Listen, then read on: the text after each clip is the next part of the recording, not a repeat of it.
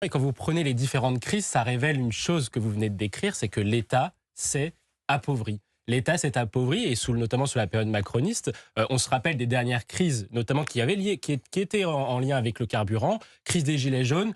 Emmanuel Macron a fait un paquet d'aides, c'est au coût total, c'était 17 milliards d'euros après la crise des gilets jaunes.